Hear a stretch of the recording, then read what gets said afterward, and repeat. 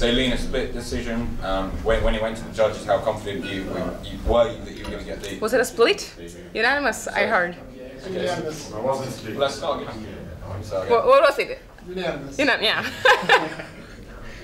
Okay, so Lina, the fight went to a decision. How confident were you that you were going to get a hand raised when it went to you know, it's always quite hard to know, you know, because it's hard to see what the judges see, you know, when you're in the fight, because it's really easy to feel like, oh no, she catch me there, or you know, something, and it's quite easy to be hard on yourself, you know. So I try to listen to my coaches and what they say, and I knew that she was really tired, you know, and I felt that I had the last round, so I was quite sure that I was going to win. Not totally, but quite.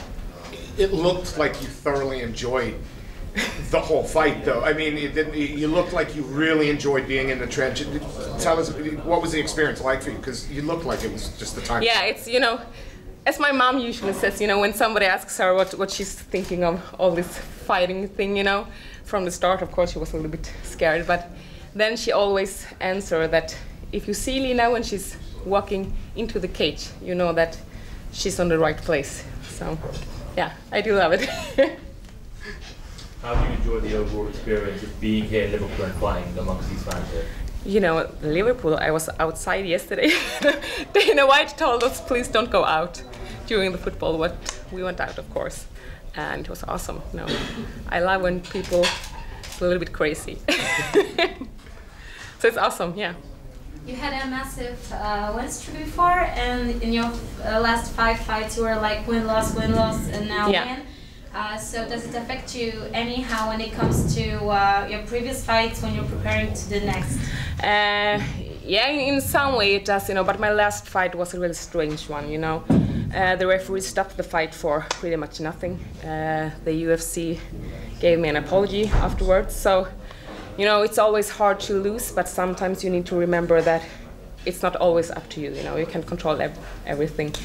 But of course you learn from all of it, of course, and I'm trying to get better and better, both in fights and in training, and have more and more experiences in how the training is going to be to affect me in the best way.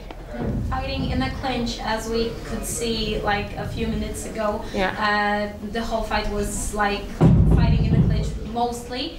As a striker, what's your approach towards that? You know, I'm a Thai boxer to start with, so I have been clinching all my career pretty much. And in this fight, I felt quite heavy in my hands for some reason. The warm-up felt great, but sometimes, you know, when the pressure is there, it just don't work the way you want to. So I know that I always have the clinch, and elbows from clinch, and kicks as well from the clinch are perfect, so I enjoyed it. And what's next week? I don't know. Betch from Brazil would be a really nice fight, actually. And I would love to fight in Sweden or Denmark or something like that maybe. And to fight her would be awesome.